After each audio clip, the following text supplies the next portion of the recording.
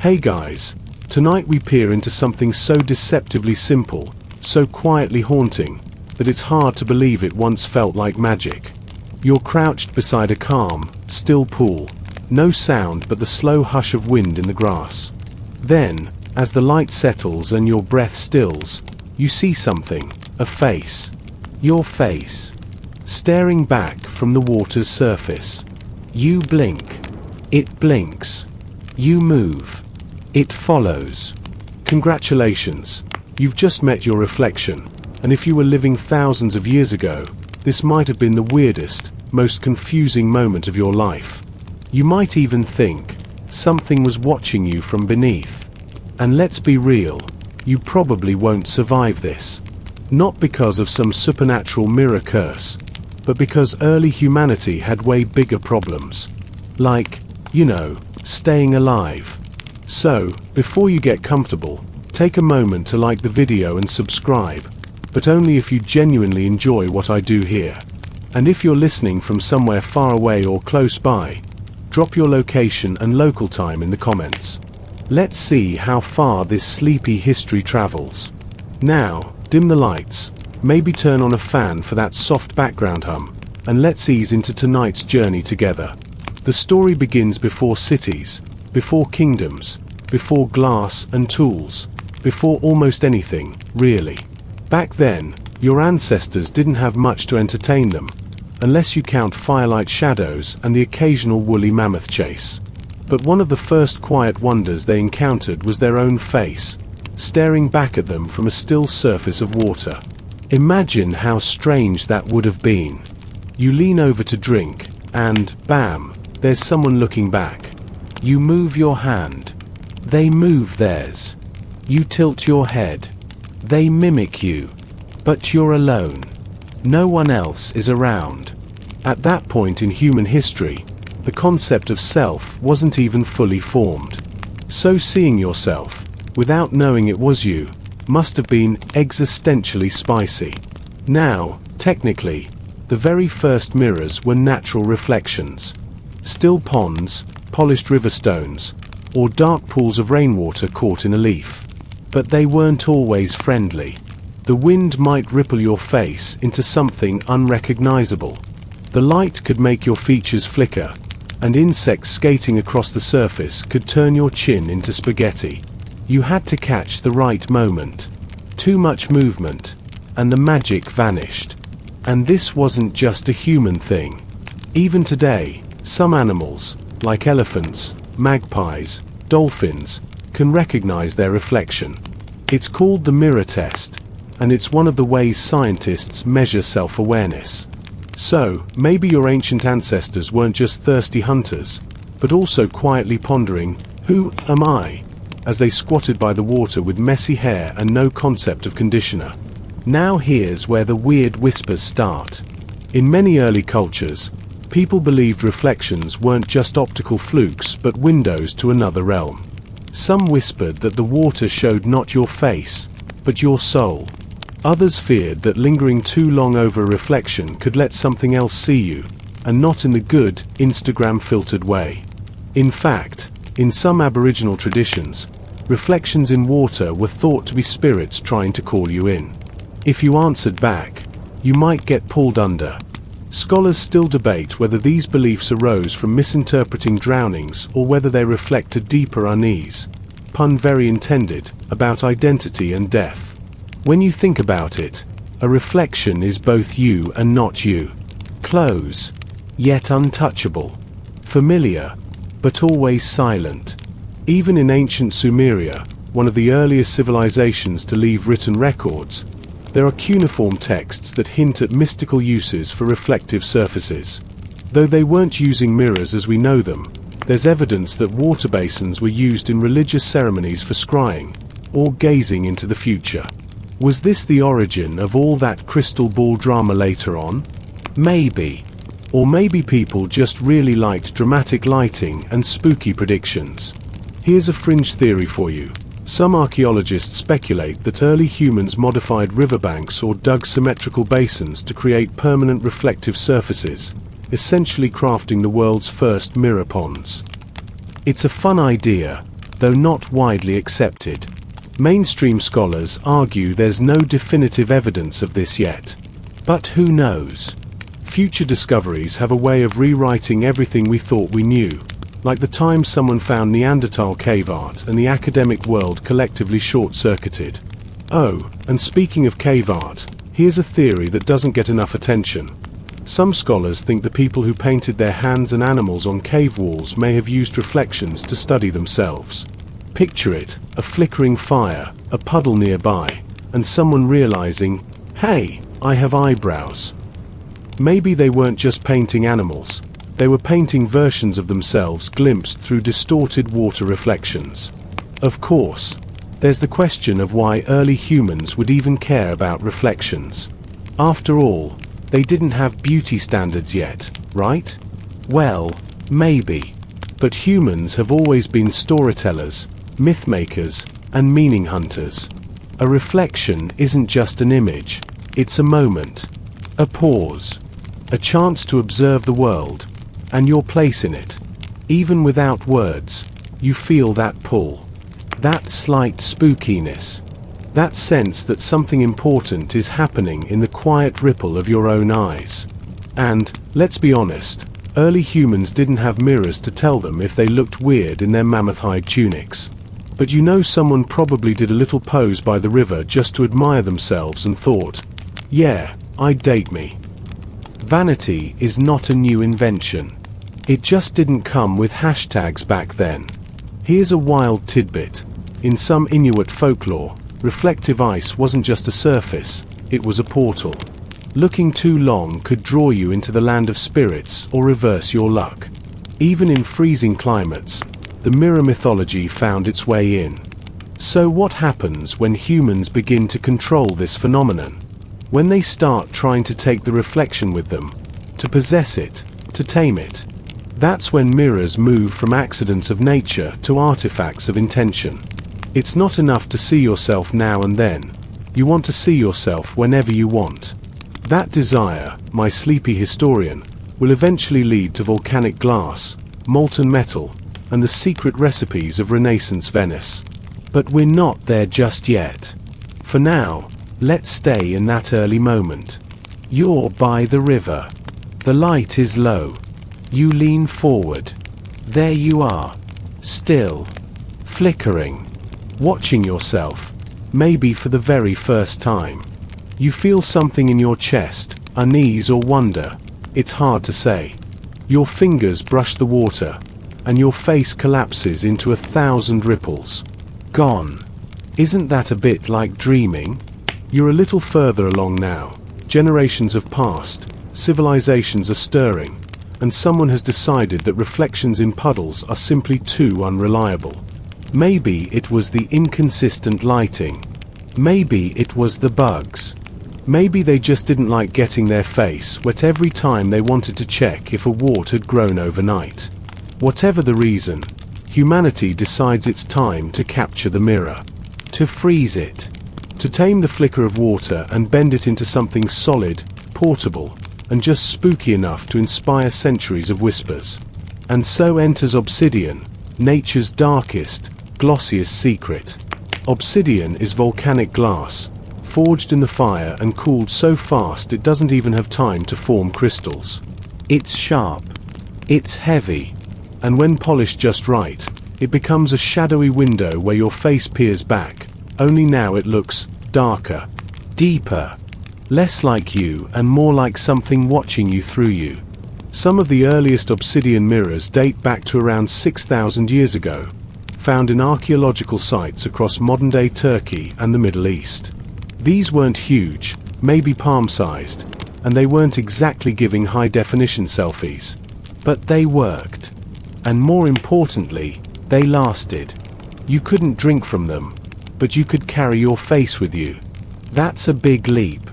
Imagine going from I see myself when it rains to I can summon my own image anytime I want. And here's the part where the whispers get louder. Obsidian wasn't just a mirror. It was a threshold. In Mesoamerican cultures like the Aztecs, obsidian had deep spiritual weight. The god Tezcatlipoca, whose name literally means smoking mirror, was often depicted with an obsidian mirror replacing his foot or worn across his chest. Through it, he could see all things, the hearts of men, the secrets of enemies, even the future. So yeah, kind of a big deal. Aztec priests would use obsidian mirrors in divination rituals, gazing into them like dark crystal balls to receive messages from the spirit world.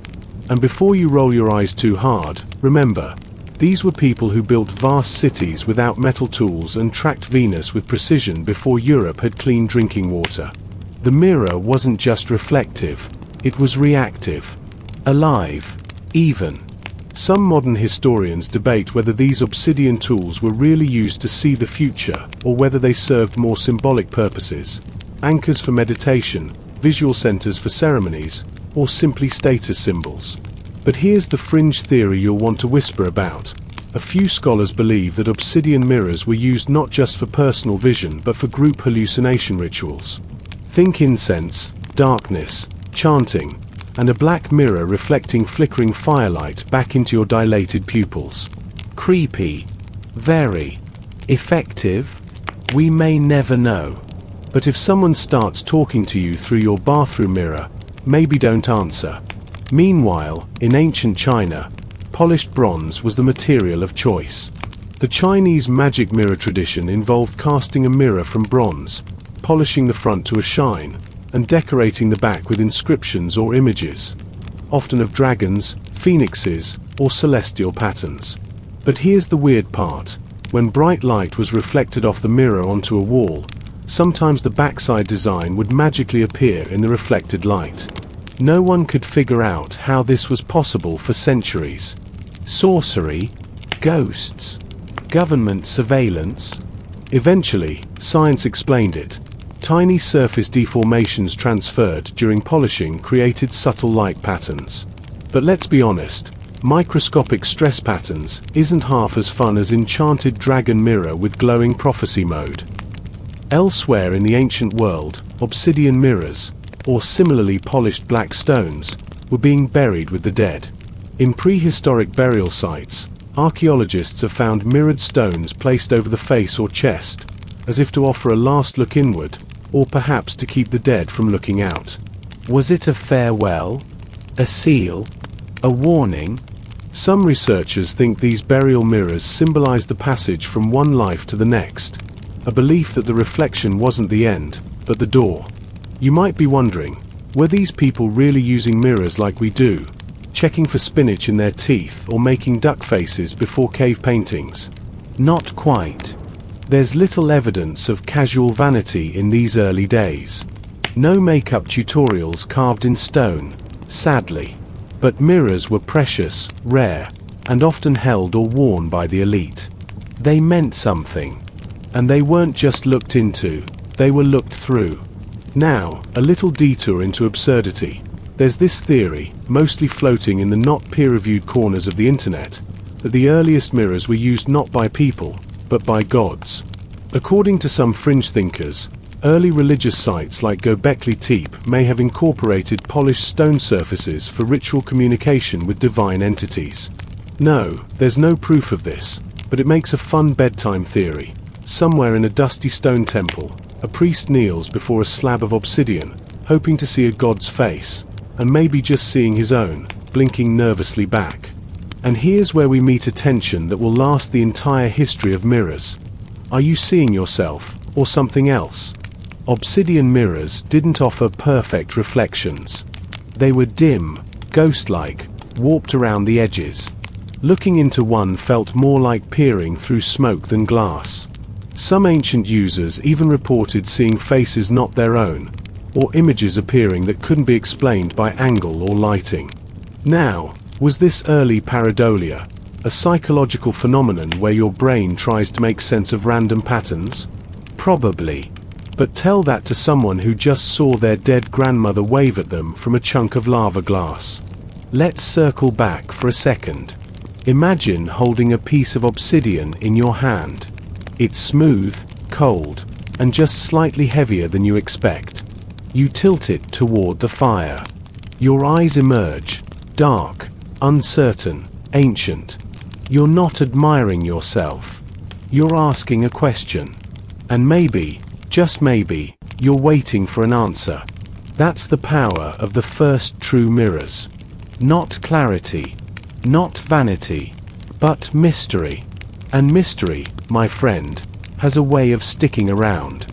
Because as more cultures began crafting their own reflective surfaces, from hand-polished copper in Egypt to bronze discs in Mesopotamia, the whispers grew. Mirrors were never just tools. They were thresholds, symbols, and sometimes weapons of meaning. You didn't look in a mirror just to see your face. You looked to see if your soul was still intact.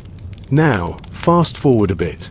Don't worry, we're not skipping ahead, just gliding gently through time, and picture the rise of small societies trading mirrored objects. A mirror wasn't just a possession. It was a statement. It said, I am powerful enough to look at myself and not be afraid. Or perhaps, I am foolish enough to think the thing staring back is truly me. Either way, the whispers continue. Because even in the earliest chapters of mirror history, one thing is clear.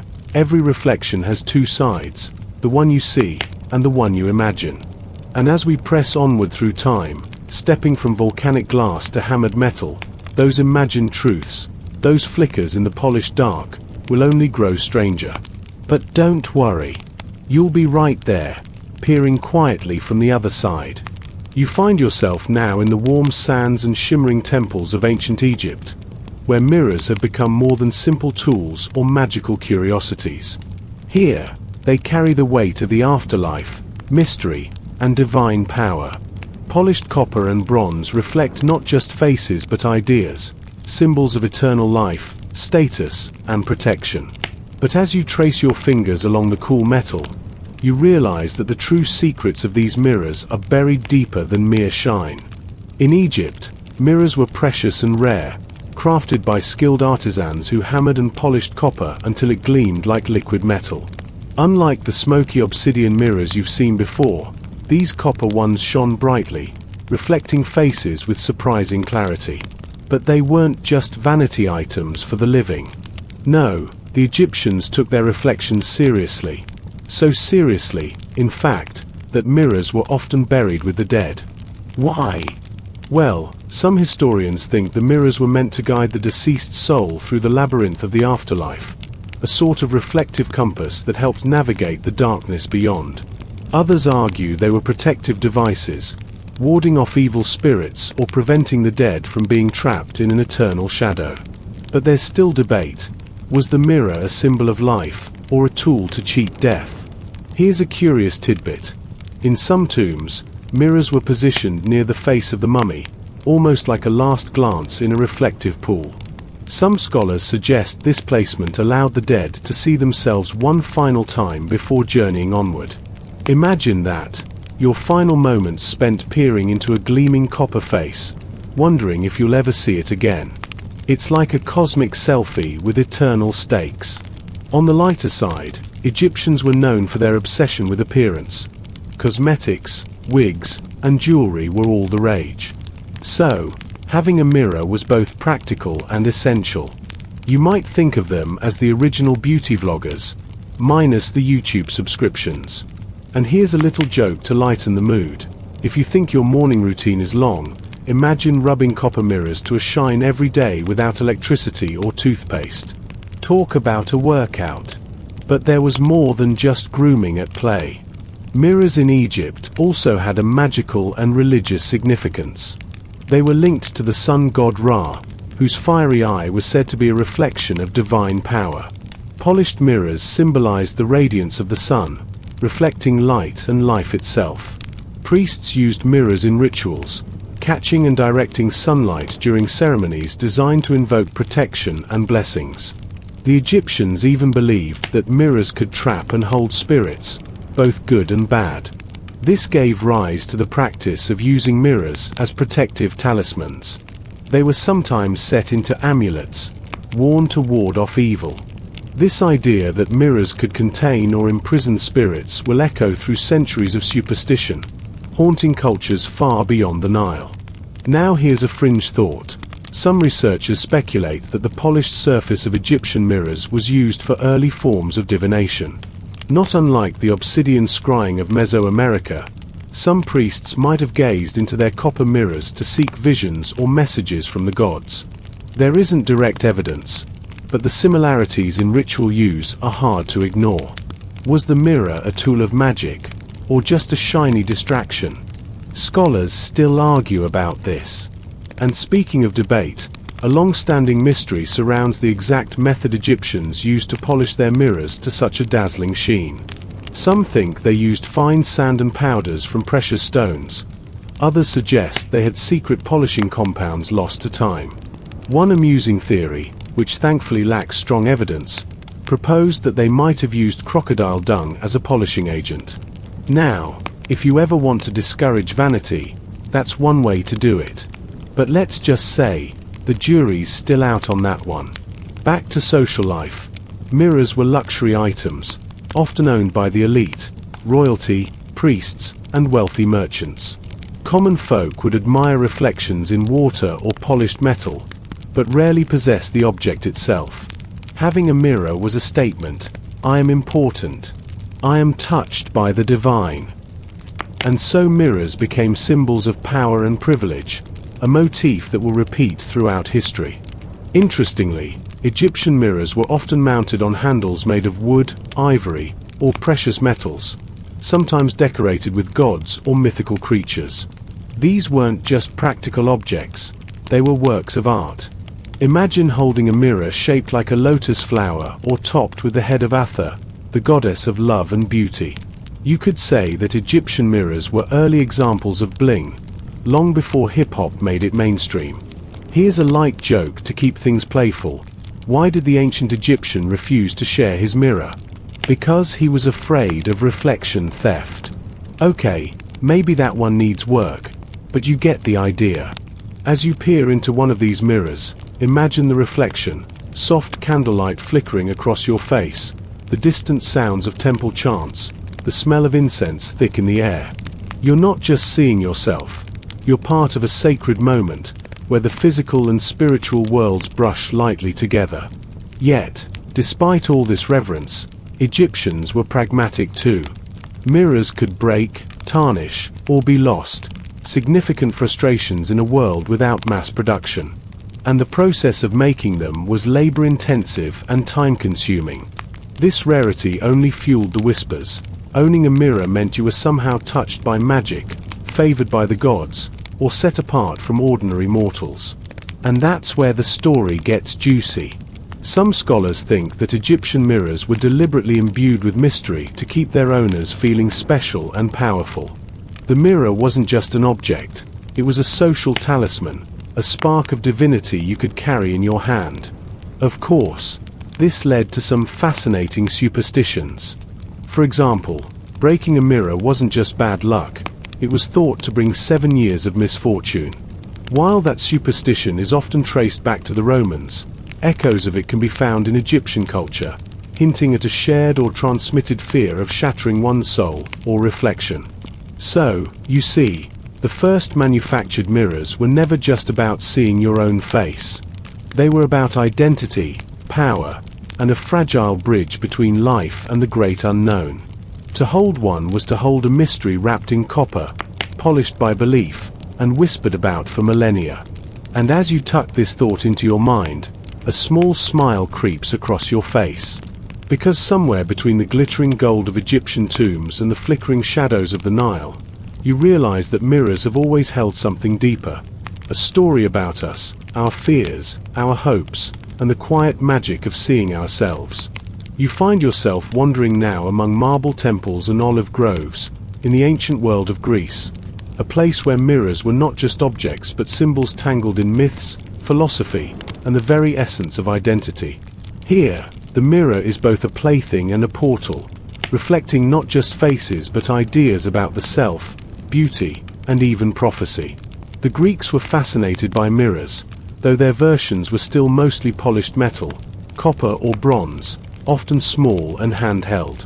Unlike the Egyptians' large and elaborate mirrors, Greek mirrors were sometimes simple discs or incorporated into ornate handles shaped like animals or mythological figures. Practical? Sure. But also profoundly symbolic. Take Aphrodite, the goddess of love and beauty.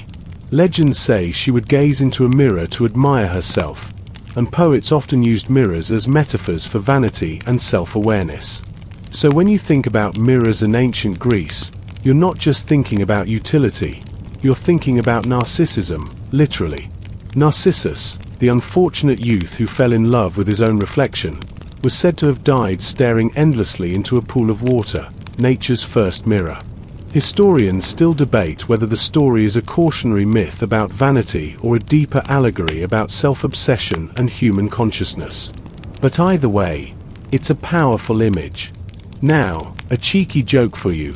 Why didn't Narcissus ever win at poker? Because he always stared at his own face instead of his cards. Okay, maybe a bit niche, but you get the idea.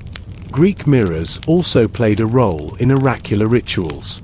The famous Oracle of Delphi, for example, was believed to have mystical powers of foresight, and some scholars think that reflective surfaces, like polished bronze plates, were used in divination practices to receive visions or messages from the gods.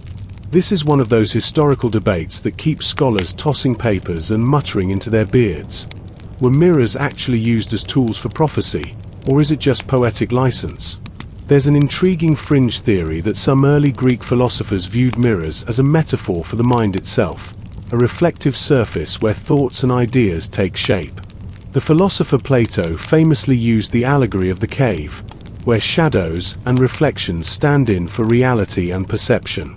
Some think mirrors inspired this analogy. If so, then every glance in a mirror becomes a philosophical puzzle. Is the face you see truly you, or just a shadow on the wall?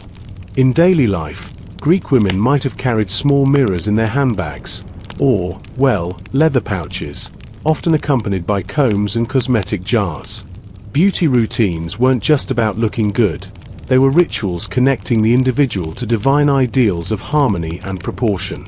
It's no coincidence that Greek art and sculpture emphasize symmetry and balance, qualities also reflected in how they crafted and used mirrors. There's also an entertaining anecdote from the comedy of Aristophanes, where a character mocks a woman's obsession with her reflection, kind of like the ancient version of a roasting session. It's a reminder that vanity and humor are timeless companions. But not everything was light-hearted. Mirrors in ancient Greece were sometimes viewed with suspicion. Some believed that looking too long into a mirror could invite madness or allow malevolent spirits to cross into the mortal world. This fear would echo in later superstitions across Europe, suggesting a persistent anxiety about the boundary between reality and reflection. Here's a quirky fact. The Greeks also experimented with mirrors in warfare. There are accounts, though hotly debated by historians, of armies attempting to use polished shields or mirrors to reflect sunlight and blind their enemies. Some scholars think these stories are exaggerations or misunderstandings, but it's a fascinating glimpse into the practical as well as mystical roles mirrors could play. On a more personal note, there are records of mirrors being used in Greek funerary practices. Like the Egyptians, the Greeks believed mirrors could protect or guide the soul after death. Sometimes, small mirrors were placed in graves or tombs, possibly to help the deceased recognize themselves or ward off evil in the afterlife. Scholars still argue about the exact meaning, but it shows a shared human fascination with reflection and identity, crossing cultural boundaries. A fringe idea you might enjoy. Some researchers suggest that the ancient Greeks' obsession with mirrors and reflections inspired the development of early optics and understanding of light. The philosopher Euclid, known for his work in geometry, wrote extensively about the properties of mirrors and reflection. His treatises laid foundations that would echo through science for centuries. So, you could say the Greeks weren't just gazing at their faces, they were gazing into the future of physics. And speaking of the future, it's interesting how the mirror became a symbol of self-awareness in Greek thought, a stepping stone toward modern psychology. The idea that looking in a mirror could reveal something deeper about your soul or psyche is a thread that runs through centuries of philosophical and scientific exploration. Let's lighten things up again with a joke. Why did the philosopher refuse to look in the mirror? Because he didn't want to reflect on himself too much. Classic. As you hold this ancient Greek mirror in your hand, imagine the faces reflected. Not just yours, but those of poets, warriors, gods, and lovers. Each glance is a connection across time, a whisper from the past about who we are and how we see ourselves. Mirrors in Greece weren't just about vanity or magic. They were about questioning identity, confronting reality, and seeking meaning in the flicker of a reflection. It's a complex dance of light and shadow, surface and depth, truth and illusion. And as you tuck this thought into the quiet night, remember that every time you look in a mirror, you're joining a long, tangled history of wonder, fear, and fascination. You're not alone in your reflection. You're part of a story whispered across millennia, a story that began long ago beside a still pool, where the first face blinked back at someone who wasn't quite sure what they saw. You're now stepping into the bustling streets of ancient Rome, where mirrors have evolved from mystical curiosities into coveted luxuries and status symbols. Here, the polished surfaces gleam with newfound sophistication, and reflections become as much about social standing as about self-recognition. But behind the shine, whispers ripple about power, vanity, and the invisible lines that divide the classes. Roman mirrors were typically made of polished bronze or silver, sometimes even glass with a thin metal backing, though true glass mirrors were rare and highly prized. These mirrors varied in size, from small handheld versions to larger wall-mounted panels for the wealthy elite. Owning a mirror in Rome was like sporting the latest iPhone. You didn't just need it, you flaunted it. Imagine the scene: a Roman matron in a flowing stola, sitting in her atrium, surrounded by frescoes and marble statues, gazes intently into her silver mirror, adjusting her coiffure with practiced grace. This daily ritual is more than grooming. It's an assertion of status, control, and identity. In a society obsessed with appearances, the mirror becomes a tool of social navigation. Here's a light joke to ease the mood. Why did the Roman refuse to share his mirror? Because he didn't want others to see his reflection of power. Okay, maybe a little cheesy, but you get the picture. The Romans were practical and theatrical. Mirrors were used not just for personal vanity, but in grand spectacles and theatrical productions. Reflective surfaces helped actors adjust their masks and costumes. In some cases, mirrors were employed to amplify sunlight during outdoor events, a clever if less reliable form of ancient spotlighting. However, there was a darker edge. Mirrors could expose truth and vulnerability. The phrase mirror, mirror on the wall might make you think of fairy tales, but in Rome, mirrors sometimes revealed political and personal tensions. Portraits and busts of leaders would often feature reflective surfaces in the background, symbolizing the scrutiny and judgment they faced. Some emperors were rumored to have kept mirrors nearby to check their appearance before public speeches. Talk about early pre-show nerves. But not everyone had access to these shiny privileges. The lower classes, slaves, and common citizens often lacked mirrors, relying on the sun, puddles, or polished metal scraps for reflection. This disparity highlighted and reinforced social hierarchies. Having a mirror said, "I belong to the elite." Lacking one whispered, "You remain invisible." The use of mirrors also sparked superstitions. For example, Romans believed that mirrors could trap a person's soul or life force. Breaking a mirror was seen as an ominous sign, starting the superstition of 7 years of bad luck that still haunts us today. Scholars debate the origin of this superstition, but many agree it ties back to ancient Roman beliefs about the fragility of the soul and its connection to one's reflection. And here's a fringe notion. Some historians speculate that certain mirrors were used in secretive political rituals or occult practices among Rome's elite. These mirrors, sometimes inscribed with symbols or words, might have served as tools for divination or communicating with the divine. While there's scant direct evidence, The idea that reflective surfaces had hidden meanings beyond the obvious fits well with Rome's complex relationship with power, religion, and secrecy. On the everyday front, the Romans were inventive. Mirrors were often paired with small containers of oils and cosmetics, forming grooming kits. In some archaeological digs, these sets have been found intact, offering a rare glimpse into the personal lives of ancient Romans. You can almost picture a Roman patrician carefully anointing their face, checking every detail in their polished bronze mirror before stepping out into the forum. There's also evidence that some wealthy Romans installed mirrors in their baths and villas to create illusions of space and light, early examples of interior design tricks still used today. Mirrors weren't just functional, they were part of the aesthetic experience. Yet, despite their growing prevalence, mirrors remained somewhat mysterious objects. Roman writers like Pliny the Elder remarked on the difficulty of producing perfect reflective surfaces. The best mirrors were expensive, prone to tarnishing, and required constant care. Owning a mirror was both a privilege and a responsibility. Now for a little humor. Why did the Roman emperor bring a mirror to battle? To reflect on his victory beforehand. Okay, that one's a stretch, but it keeps us smiling as we walk through ancient streets. Mirrors also played a role in Roman funerary practices, much like their Egyptian and Greek predecessors. They were sometimes buried with the dead, believed to assist the soul's journey or protect against evil. The symbolism of reflection and identity was enduring, spanning cultures and centuries. The complex symbolism of mirrors in Rome extended into literature and philosophy as well. Writers like Seneca and Cicero used reflections metaphorically to explore themes of self-knowledge, morality, and truth. The mirror became a symbol of introspection and the sometimes painful recognition of one's flaws. This dual nature, mirror as both vanity and self-awareness, reflects the contradictions of Roman society itself, where grandeur and brutality, wisdom and excess, coexisted in uneasy balance.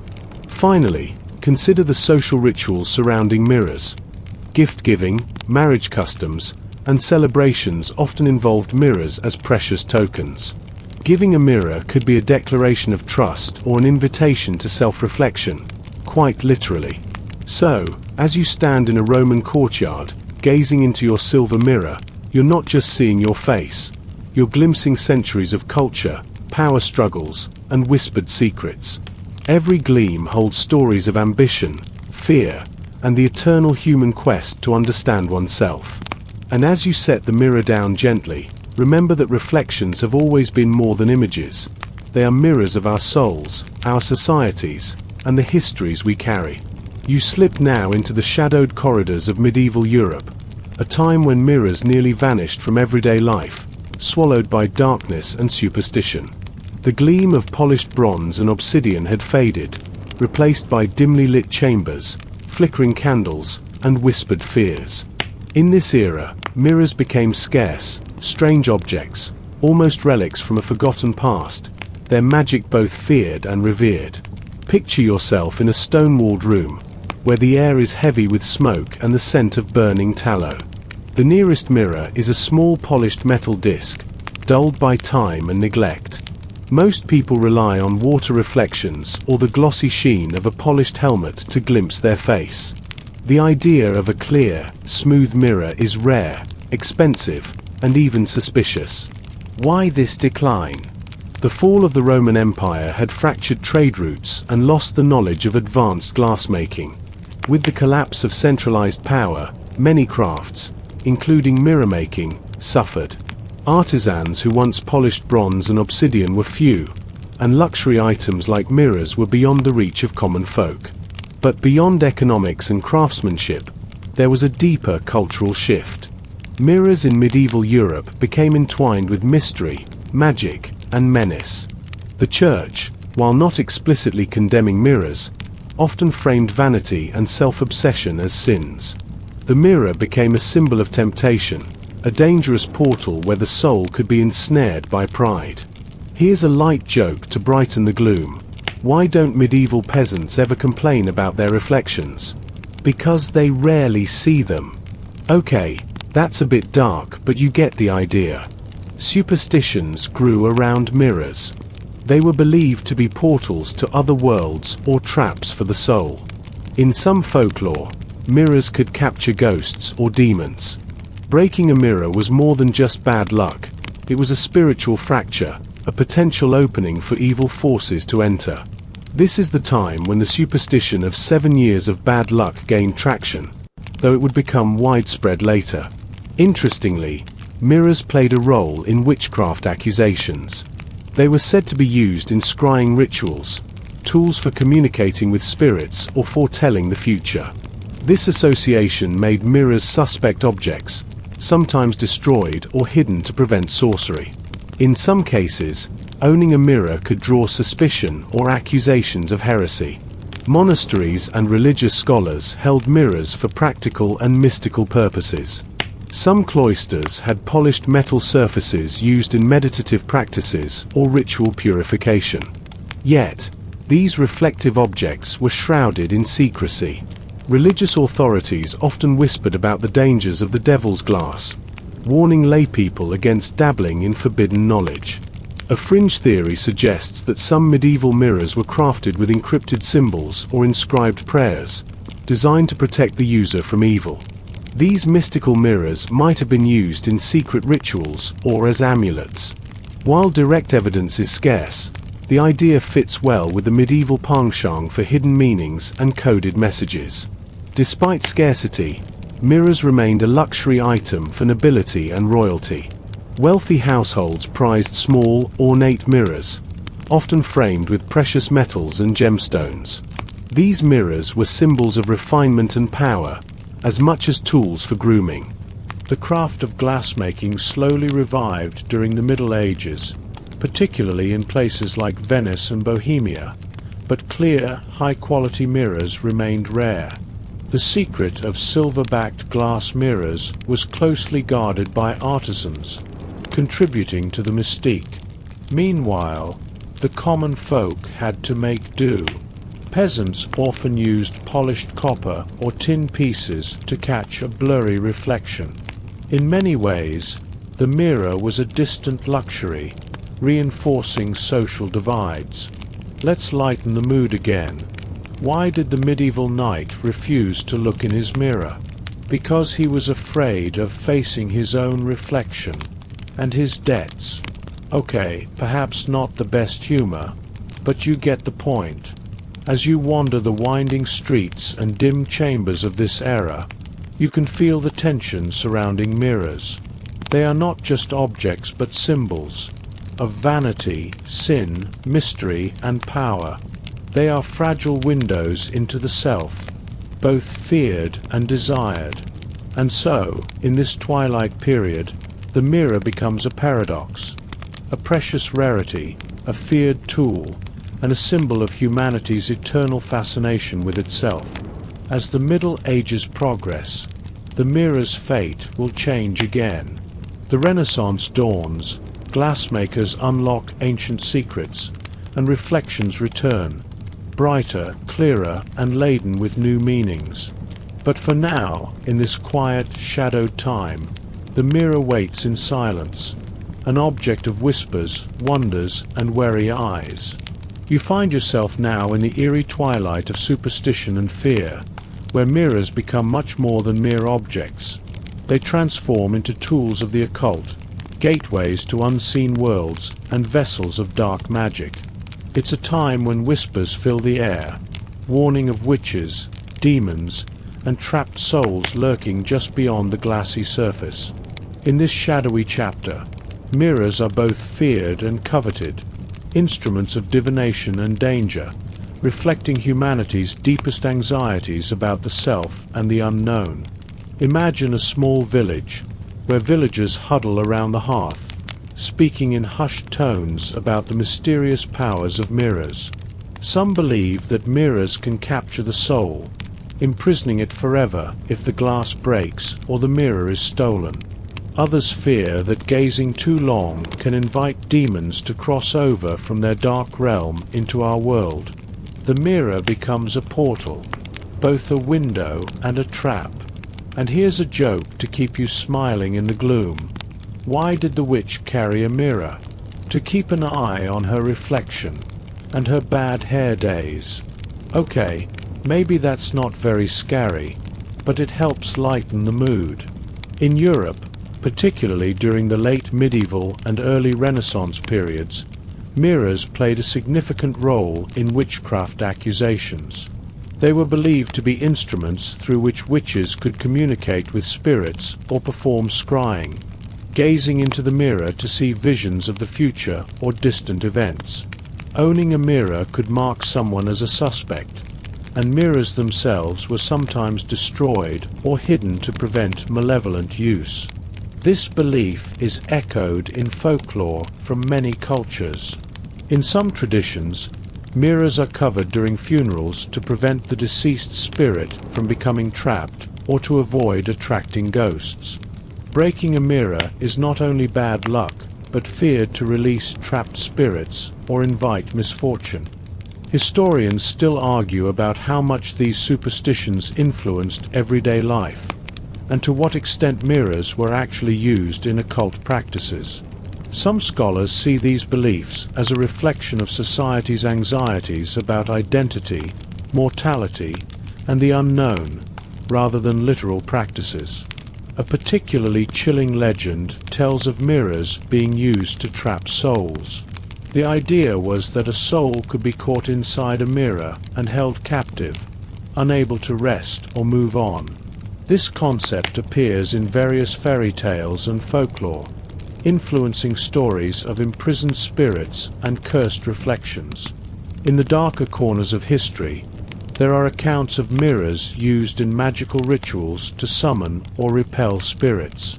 Some witches were said to use black mirrors, polished obsidian or glass coated with a dark substance, to enter trance states and access hidden knowledge. These scrying mirrors were believed to reveal secrets and foretell events. Interestingly, the concept of the evil eye, a malevolent glare that can cause harm, is sometimes linked with reflections. Mirrors were thought to deflect or attract this dangerous gaze, leading to practices of placing mirrors or reflective objects in homes to protect against curses. A fringe theory suggests that mirrors were also used in ritual magic to confuse or trap demons. The reflective surface would bewilder the spirit, preventing it from harming the living. While the evidence is scarce, the idea fits the broader tapestry of mirror mythology as a battleground between light and dark. Of course, not all beliefs about mirrors were fear-based. Some traditions saw mirrors as sacred objects, capable of connecting the physical and spiritual realms. In certain Eastern cultures, mirrors were used in rituals to honor ancestors or communicate with the divine.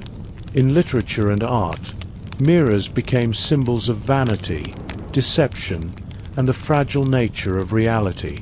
The famous phrase, "Mirror, mirror on the wall," from fairy tales encapsulates the mirror's role as a bearer of truth and lies. Artists and writers explored the mirror's dual nature, a tool for self-knowledge and a trickster's device. Humor was not lost in these dark tales. Here's a lighter moment. Why did the ghost refuse to look in the mirror?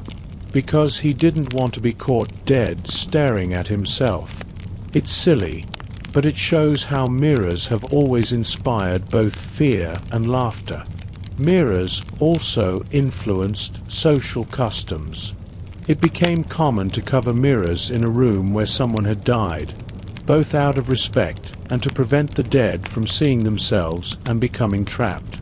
This practice survives in some cultures to this day. And so, in this age of fear and fascination, mirrors are more than objects. They are symbols of the human psyche, reflecting our hopes, fears, and mysteries. They challenge us to confront the unknown within ourselves and in the world around us. As you rest now, imagine a flickering candle beside a polished black mirror. The flame dances, and shadows flicker across your face. The reflection stares back, not just a face, but a story of light and darkness intertwined. In this delicate balance, the mirror holds its secrets, whispering of power, danger, and the eternal human quest to understand what lies beyond the surface. You find yourself now in the austere, silent halls of medieval monasteries, where mirrors are rare and often forbidden, yet secretly studied by scholars who quietly grapple with their mystical and practical uses. In this world, mirrors become objects of tension, tools of forbidden knowledge and symbols of spiritual danger. Hidden away even as the flicker of curiosity grows within cloistered minds. Picture a dimly lit scriptorium, parchment strewn about, the faint scent of candle wax and ink in the air. A monk, robed in simple wool, cautiously examines a small, polished metal mirror. It is not a tool for vanity, for pride was considered a deadly sin, but rather an object of contemplation and, perhaps, suspicion.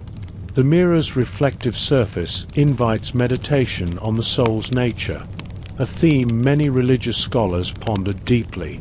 The Church's stance on mirrors was complex. While not outright banning them, authorities often cautioned against vanity and self-obsession. Mirrors became metaphors for sin, the danger of focusing too much on earthly appearances rather than divine truths. This ambivalence meant that mirrors were simultaneously used in religious contexts and viewed warily by many. Here's a light-hearted thought to ease the gravity. Why did the monk avoid the mirror? Because he didn't want to face himself before his morning prayers. Sometimes, even the holiest among us appreciate a bit of humor. Despite their scarcity, mirrors were occasionally found in monasteries, often made of polished bronze or other metals. Some religious scholars studied their optical properties, fascinated by how light and reflection worked. The study of optics, including mirrors and lenses, became an important part of medieval scholarship, setting the stage for future scientific discoveries. In fact, some monks kept mirrors in their studies to assist with manuscript illumination. Reflective surfaces helped redirect natural light onto their detailed work, allowing them to create intricate illustrations and calligraphy. This practical use reveals an intriguing blend of science and art, even in such a restrained environment. Yet, this study was often conducted in secret. Mirrors were associated with heretical practices and pagan rituals, making their use a delicate matter. Scholars risked accusations of dabbling in forbidden knowledge if their interest in mirrors was misunderstood.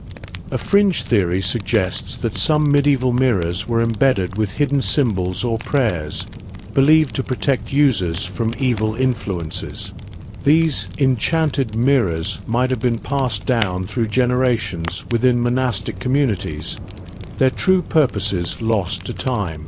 Some religious writings warn against mirrors as portals to vanity and spiritual peril, yet others hint at their potential to reveal divine mysteries. This contradiction embodies the medieval struggle between faith and curiosity, a tension that fueled much of the era's intellectual life. Mirrors also played a role in monastic rituals. Certain orders used polished surfaces in purification rites or as focal points during meditation, helping monks to confront their inner selves. The mirror became a spiritual tool, reflecting not just the body but the soul's state.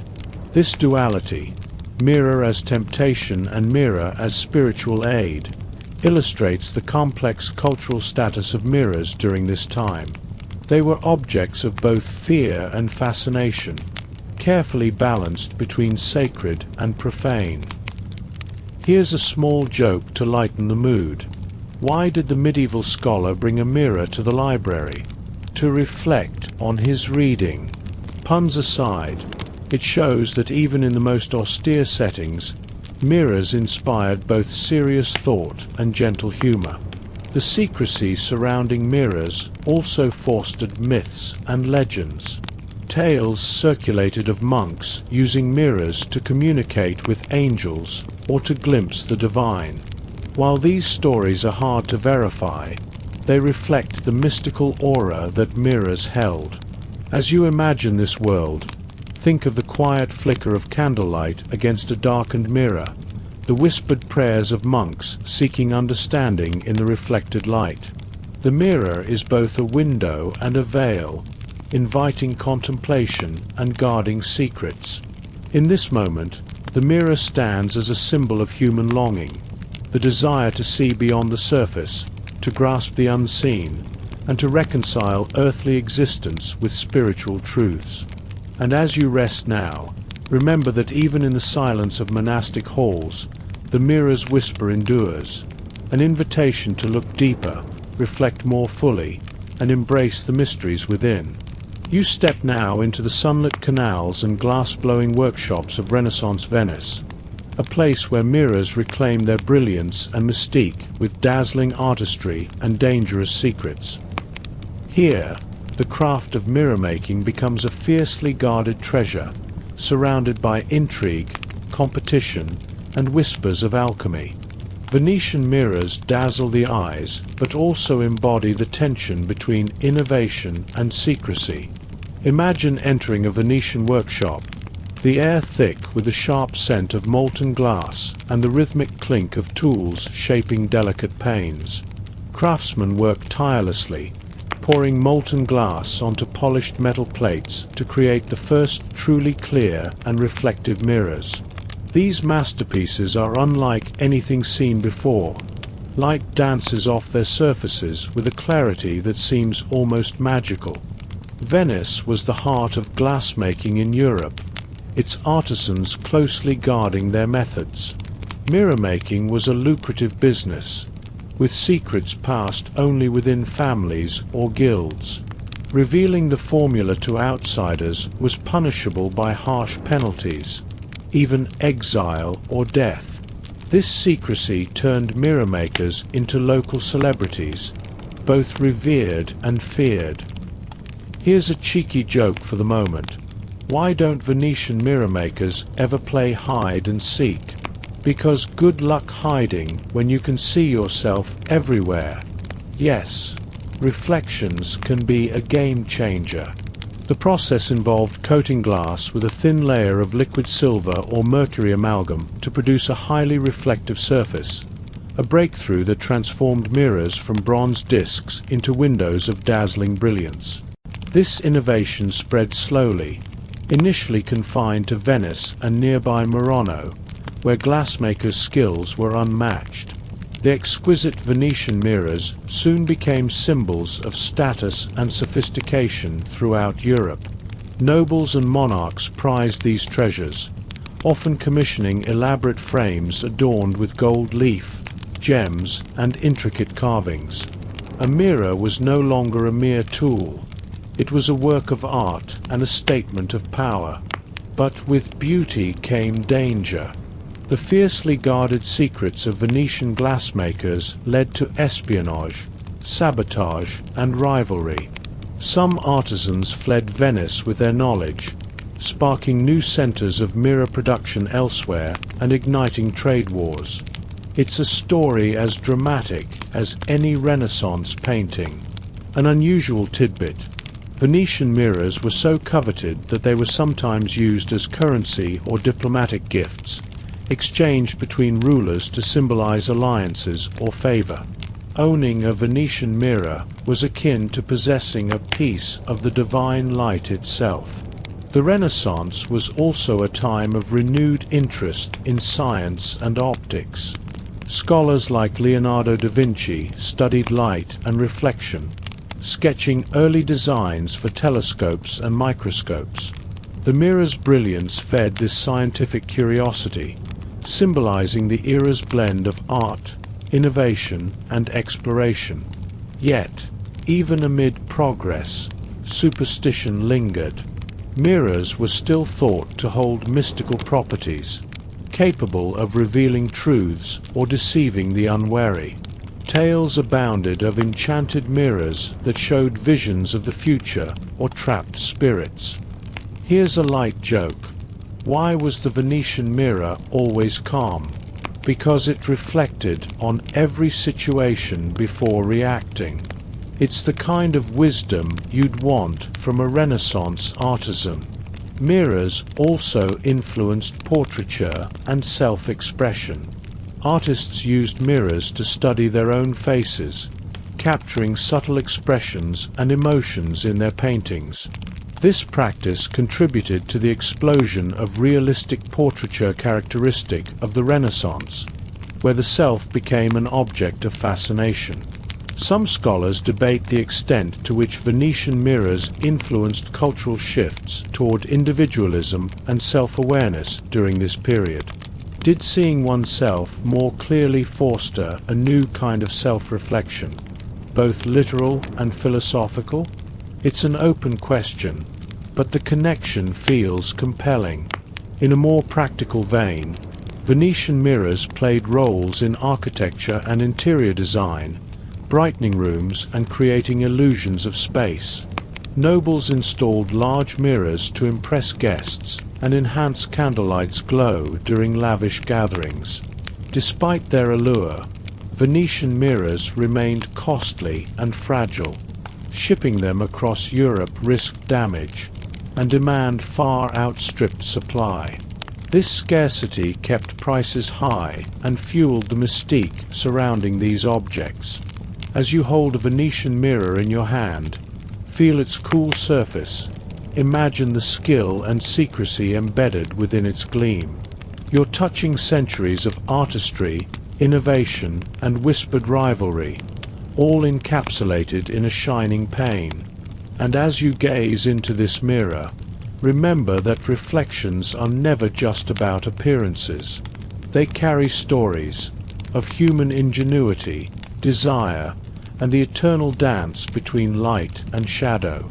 The Venetian mirror is a testament to how something as simple as a reflection can become a symbol of transformation, power, and enduring mystery. You find yourself now amidst the grand courts and shadowed chambers of Renaissance and early modern Europe, where mirrors become instruments of power, illusion, and political theater. In this glittering yet treacherous world, reflections are carefully choreographed, tools to project authority, craft images, and sometimes mask madness. Imagine a royal palace bathed in candlelight, walls adorned with vast mirrors framed in gold. The sovereign moves through this gleaming maze, conscious that every reflection multiplies their presence. Mirrors are no longer mere objects of vanity. They are symbols of control, designed to dazzle courtiers and intimidate rivals. Here's a light joke to set the scene. Why did the king keep mirrors in every room? So he'd always have a loyal subject staring back. It's silly, but captures how reflections became part of political spectacle. Portraiture flourished during this era, and mirrors played a subtle yet crucial role. Artists used them to study their subjects' faces, capturing not just likeness but status and personality. Monarchs commissioned portraits that strategically used mirrors to suggest wisdom, divine right, or eternal youth. One famous example is the elaborate court of Louis XIV, the Sun King, who used mirrors in the Hall of Mirrors at Versailles to project his grandeur. This hall, lined with 17 large mirrors facing windows overlooking gardens, created dazzling effects of light and space, a testament to royal power and artistic mastery. But mirrors also revealed hidden vulnerabilities. Some rulers reportedly suffered from paranoia, using mirrors to monitor their surroundings or themselves, struggling with a tension between image and reality. Historians debate how much mirrors influenced royal psychology, but the connection between reflection and self-perception is clear. In the political arena, mirrors became metaphors for transparency and deception. Courtiers whispered about mirrors, reflecting true intentions or distorting appearances. Literature of the time often explored the double-edged nature of mirrors, revealing truth while hiding lies. An unusual tidbit: some political prisoners were said to be forced to stare into mirrors as a form of psychological torment, confronting their own reflections and inner demons. Whether fact or rumor, this speaks to the power mirrors held beyond mere image. The use of mirrors in theater and pageantry expanded. Actors and performers used mirrors for quick costume changes, makeup, and dramatic effects. Mirrors also figured in stage illusions, enhancing the mystique of royal ceremonies. Scientific advances deepened understanding of optics. Thinkers like Galileo and Newton explored light and reflection, using mirrors in telescopes and experiments that challenged old beliefs. Mirrors became symbols of enlightenment, illuminating not just rooms but ideas. Yet superstitions persisted. Breaking a mirror was still bad luck, and mirrors were thought to capture souls or spirits. These beliefs were woven into social customs. Mirrors were covered during illness or death, and stories of cursed mirrors circulated widely. A light-hearted joke to ease the moment. Why did the jester carry a mirror? To reflect on his jokes before telling them. Even humor reflects the mirror's place in culture. Mirrors also influenced fashion and etiquette. The rise of personal grooming and cosmetics meant mirrors were essential accessories, signaling refinement and social status. This shift reshaped how people presented themselves and understood identity.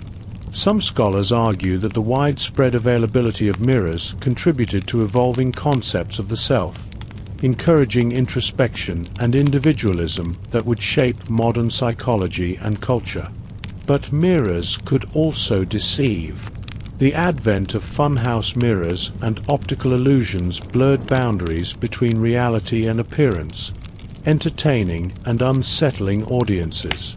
These distortions became metaphors for social anxiety and the elusive nature of truth. Political intrigue often involved mirrors, both literal and figurative. Diplomatic gifts sometimes included ornate mirrors, symbolizing transparency or, paradoxically, hidden agendas. The mirror's dual symbolism made it a potent political tool. As you imagine this world of glittering courts and shadowed secrets, the mirror emerges as a complex player, reflecting power, projecting image, and holding deep mysteries. You hold a small, ornate mirror in your hand, feeling the cool surface and imagining the countless eyes that have looked into it. Kings, queens, fools, and rebels alike. Every reflection tells a story of ambition, fear, and the eternal human desire to be seen, and to see oneself. And as you set the mirror down, remember that reflections are never just about the surface. They carry the weight of history, identity, and the delicate dance between light and shadow. You now glide forward into the bright age of enlightenment, a time when science begins to wrest the mirror's secrets from superstition and myth, yet paradoxically deepens its mysteries. The polished glass becomes both a subject of rigorous study and a symbol of the limits of human understanding. As you stand in a study filled with dusty books and curious instruments, you sense the mirror is no longer just a reflection of faces, but a mirror of knowledge itself. Imagine the flickering candlelight illuminating the pages of a newly printed treatise on optics. Thinkers like René Descartes, Johannes Kepler, and Isaac Newton investigate light, reflection, and refraction with relentless curiosity. The mirror becomes a tool and a puzzle, a way to explore the nature of reality and perception. It's a moment of paradox. The more we understand the physics of mirrors, the more we realize how complex and mysterious reflections truly are. Newton's experiments with prisms and light showed that what we see in a mirror is not simply real. It's shaped by the interaction of light waves, surfaces, and human perception. A light-hearted moment. Why don't Enlightenment scientists ever worry about their reflections? Because they know it's all just physics. It's silly but captures the spirit of the age. During this period, mirrors also become central to the burgeoning field of psychology. Philosophers and early psychologists ponder the mirror's role in self-awareness. The question arises, when you see yourself in a mirror, what exactly are you seeing? A mere image, or a representation of your inner self? This leads to fascinating debates. Some scholars argue that mirrors help develop the concept of I, or selfhood, while others caution that reflections can distort or fragment identity. The mirror becomes a metaphor for consciousness, a theme that would deeply influence later psychological theory. Scientific instruments improved dramatically. The invention of the silvered glass mirror made reflections clearer and more affordable, expanding access beyond elites. This democratization of mirrors altered social practices and personal grooming. Yet, superstition clings stubbornly. The ancient fear of breaking mirrors and inviting bad luck persists, alongside new fears about mirrors trapping spirits or revealing unwanted truths. People continue to weave stories about mirrors with supernatural powers, blending old myths with Enlightenment rationalism. Here's a quirky tidbit. The philosopher David Hume once mused that the self is like a bundle of perceptions, fleeting and fragmented, much like the images in a distorted mirror. This metaphor captures the era's intellectual wrestling with identity. In the arts, mirrors inspire new techniques and themes. Artists like Velázquez and Rembrandt incorporate mirrors into their paintings to play with perspective and illusion, inviting viewers to question reality and appearance. At the same time, the rise of scientific salons and academies sees mirrors used in experiments with light, lenses, and telescopes. The mirror becomes a gateway to the cosmos, helping to extend human vision beyond earthly limits. A joke to lighten the mood. Why did the telescope need a mirror? To reflect on the stars. Corny, yes, but it reminds us of the mirror's role in expanding horizons. Despite advances, scholars still debate the philosophical implications of mirrors. Does the reflected image truly represent the self? Or is it a mere illusion, a trick of light? These questions resonate even today in discussions of identity, perception, and virtual reality. Socially, mirrors become common in homes and public spaces, influencing fashion, manners, and social rituals. People become more conscious of appearance and self-presentation, reshaping social dynamics. This era's fascination with mirrors reflects a broader tension between knowledge and mystery, clarity and illusion, self and other. The mirror is both a scientific object and a symbol of human limitation. As you hold a newly crafted silvered mirror, feel its smooth surface and consider the centuries of inquiry it represents. You're holding more than glass. You're holding a symbol of human curiosity and the never-ending quest to understand who we are. And as you gaze into this mirror, remember that every reflection is a journey, not just into the world outside, but into the depths of the human mind. You are now moving gently into a world that feels both familiar and strangely distant. The modern era where mirrors are everywhere, yet the ancient superstitions cling like shadows at dusk. Despite scientific advances and mass production, the mirror remains a vessel of mystery and myth, harboring superstitions that refuse to fade. Picture a bustling Victorian parlor, where every wall seems to glitter with framed mirrors reflecting gaslight and conversation. Despite the bright new world, people still hesitate when a mirror cracks, still cross their fingers against bad luck, still cover mirrors during funerals as if to keep wandering souls at bay. 7 years of bad luck for breaking a mirror.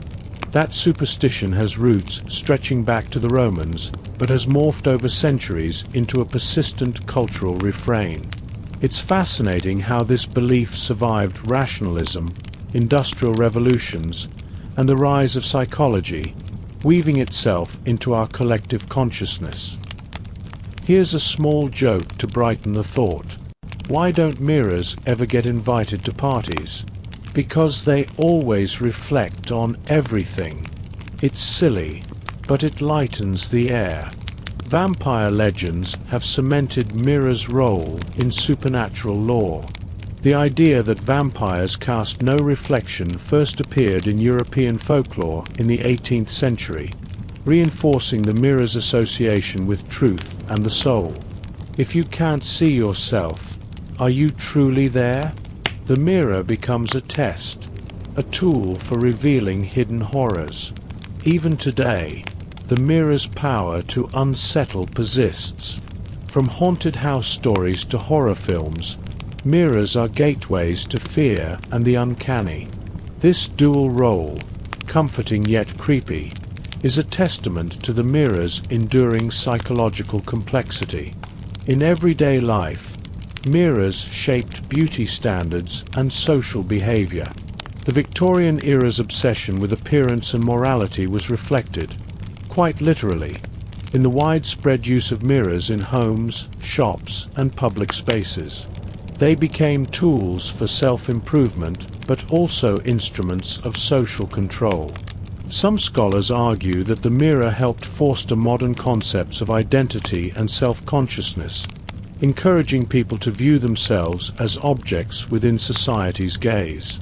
This idea ties mirrors to evolving notions of privacy, performance, and social anxiety.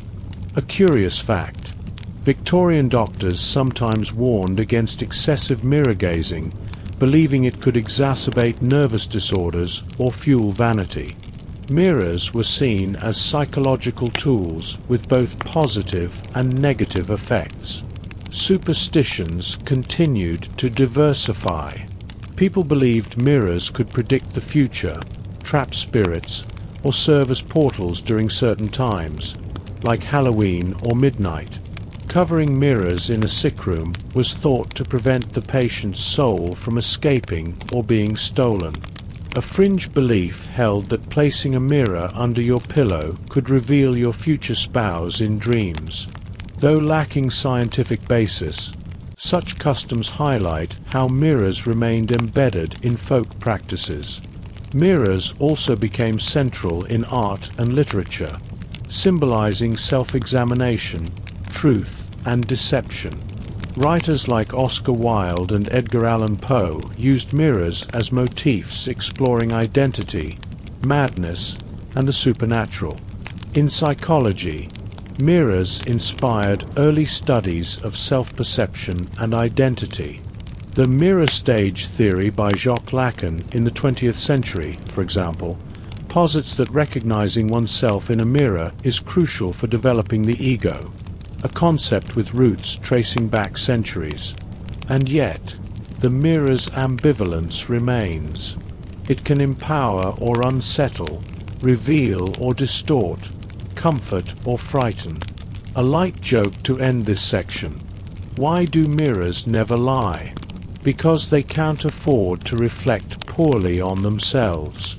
As you glance into your own reflection, consider the tapestry of beliefs, fears, and hopes woven into that simple image. The mirror remains a silent witness to human history, mystery, and the endless dance between light and shadow.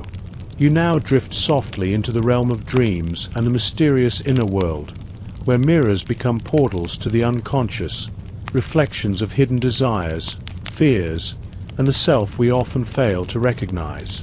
The world of psychology embraces the mirror not just as a physical object, but as a symbol, a gateway into identity and psyche. Imagine lying in a softly lit room, the surface of a mirror catching faint moonlight. As you gaze, your reflection seems to flicker and shift, revealing not just your face but echoes of your thoughts and feelings. The mirror becomes a silent therapist, inviting you to explore your inner depths. Sigmund Freud, the father of psychoanalysis, considered mirrors as tools to explore the ego and self-perception.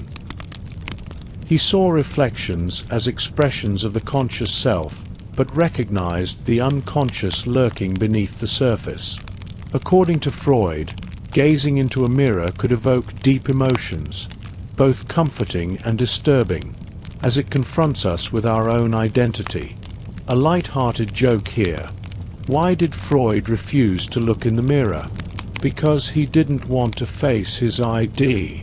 It's a bit of psychoanalytic humor to ease the mood.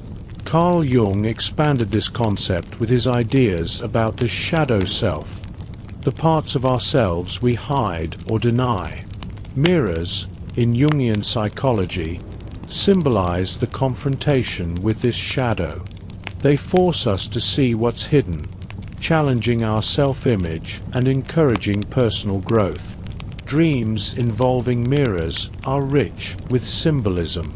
Seeing oneself clearly in a dream mirror might signify self-acceptance or awareness, while distorted or broken mirrors often represent confusion, fragmented identity, or emotional turmoil. Psychologists use mirror imagery to explore how individuals perceive and relate to themselves.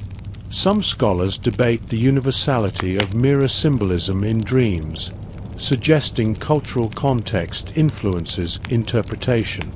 Yet, the mirror remains a powerful motif in storytelling, art, and therapy, bridging the conscious and unconscious. Beyond psychology, mirrors influence cultural rituals involving dreams and visions. In some traditions, mirrors are placed beside beds to ward off nightmares or to invite prophetic dreams. The reflective surface is believed to connect the dreamer to spiritual realms. In literature and film, mirrors often represent self-exploration or confrontation with hidden truths. Characters might see their true selves reflected or face distorted versions that reveal inner conflict. This narrative device resonates deeply with our own experiences of self-perception. Here's a fun note. Modern therapy sometimes uses mirrors in mirror work, a practice encouraging individuals to speak kindly to their reflections to build self-esteem and emotional healing. Who knew a mirror could be a gentle friend? Mirrors also play roles in social psychology, influencing how people perceive themselves and others. The looking glass self theory suggests our self-concept develops through how we think others see us, mirrors acting as metaphors for social feedback. The mirror's role in shaping identity is profound. It challenges the boundary between self and other, reality and illusion. It asks us, who are you when no one's watching? And who do you want to be? A lighter joke. Why are mirrors terrible secret keepers? Because they always reflect everything back. It's silly but true. Mirrors reveal more than we sometimes want. As you rest your eyes, imagine a gentle, shimmering mirror reflecting not just your face, but the vast, mysterious landscape of your inner world. The mirror invites you to explore softly, to accept complexity, and to embrace the endless journey of self-discovery.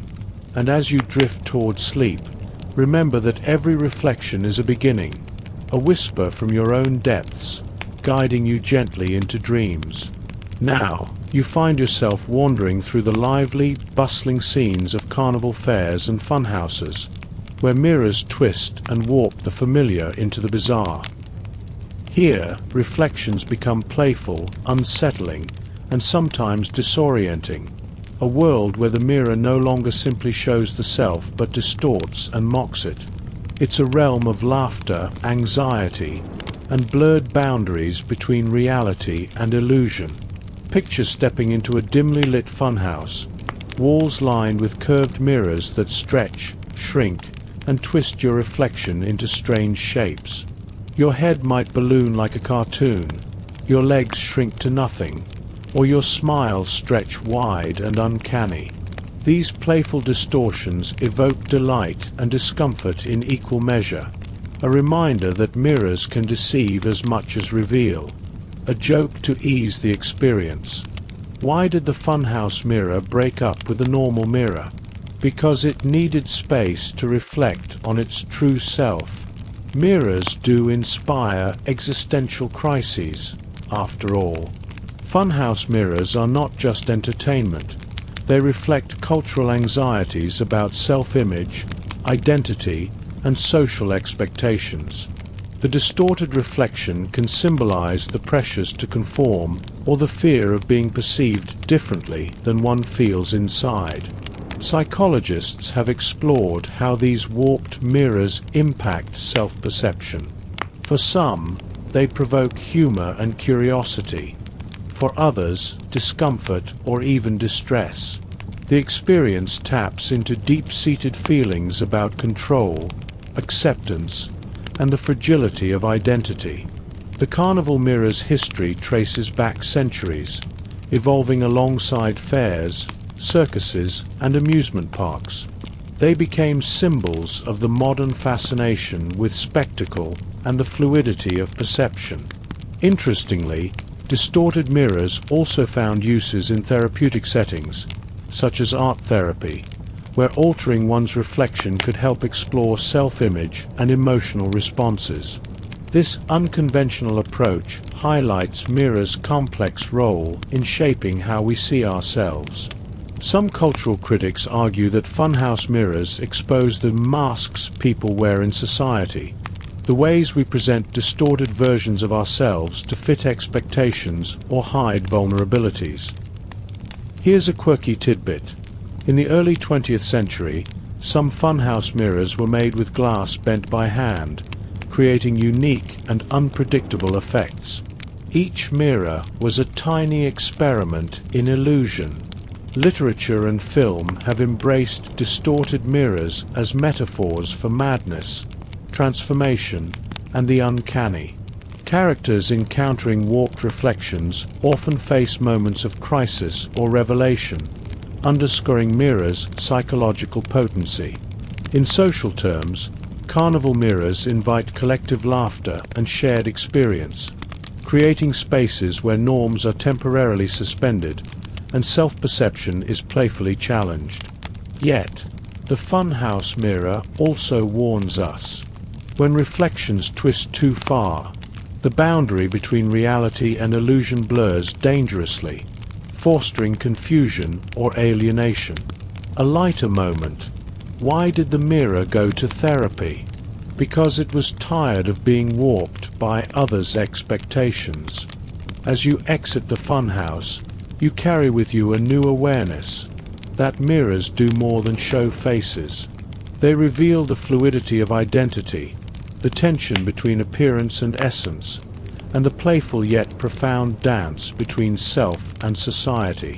And as the carnival lights fade, let your reflection settle softly, returning to its natural form, an invitation to embrace complexity and change. You arrive now in the soft glow of the digital age, where mirrors are everywhere but rarely what they seem. The familiar glass is replaced by glowing screens, reflective surfaces that capture not just your image but your attention, your identity, and sometimes your very soul. The mirror has transformed, but its whispers remain, now echoing through pixels and algorithms. Imagine holding a sleek smartphone, its front glass a mirror that reflects your face as you tap and scroll. Selfies, filters, video calls. These digital reflections shape how you see yourself and how others see you. The ancient magic of the mirror has merged with technology, creating new rituals, anxieties, and wonders. Here's a light joke to begin. Why did the smartphone break up with the mirror? Because it couldn't handle the reflection of reality. Technology and mirrors. A tricky relationship indeed. The selfie phenomenon can be seen as a modern extension of the human fascination with mirrors. But unlike polished bronze or Venetian glass, these digital mirrors are interactive, editable, and endlessly reproducible. They blur lines between authentic self and curated image. Social media platforms act as vast halls of mirrors, reflecting and refracting identities across networks. This has profound psychological effects, boosting self-esteem for some, while fueling anxiety and comparison for others. Scholars debate whether this digital mirroring fosters genuine self-expression or deepens alienation. Some argue it offers unprecedented connection and creativity. Others warn of echo chambers and loss of privacy.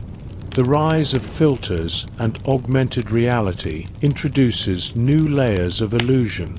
You can now smooth wrinkles, change eye color, even reshape facial features in real time. This power to manipulate reflections recalls funhouse mirrors, but with far-reaching cultural impact. Here's a quirky thought. If mirrors had Snapchat filters centuries ago, would Narcissus still be obsessed? Perhaps. Vanity is timeless. Digital mirrors also play a role in identity exploration and expression, especially for marginalized communities. They can be tools for empowerment, allowing people to present and experiment with aspects of self previously hidden. Yet, this technology raises ethical and psychological questions. When does reflection become distortion? When does curation cross into deception? The boundaries are fluid, mirroring the evolving nature of identity itself. Privacy concerns also shadow digital mirrors. Unlike physical mirrors, smartphones and cameras can record and broadcast without consent, turning reflections into public spectacles. Interestingly, the digital mirror extends beyond personal devices. Smart mirrors, virtual reality, and AI-powered facial recognition are creating new forms of reflection, sometimes invasive, sometimes transformative. Artists and technologists experiment with these tools, blending mirrors and media to challenge perceptions and create immersive experiences. The mirror becomes a canvas, a stage, and a mirror all at once. Despite all this change, the ancient symbolism of mirrors endures. They remain portals to self-knowledge, mystery, and sometimes mischief. As you gaze into your phone's camera, remember the long journey of the mirror, from pools of still water to shimmering screens. Each reflection connects you to countless faces across history, each whispering stories of humanity's enduring fascination with seeing itself. And as you set your device aside, let your reflection soften, letting go of the filters and pixels. Rest in the quiet glow of the real, the face that has traveled through time to meet you here. Now, as your eyes grow heavy and the world softens into twilight, let's slow the pace, letting the imagery fade gently like a whispered goodnight. You are safe. The mirror that reflected countless faces before yours now rests quietly. The day's reflections dissolve into calm, and your own image drifts softly into dreams. Breathe in the stillness, the gentle hush of night wrapping around you like a familiar shawl. The light dims, the edges blur, and all that remains is peace. Remember, reflections are not just about seeing, they are about becoming. Each glance is a quiet step toward understanding, a gentle invitation to rest. Let your thoughts drift like shadows, slow and soft. The mirror's whispers fade into silence, and you are free to wander the dreamscape, unburdened, unmeasured. Sleep well, dear traveler. The journey of reflections will wait for your return.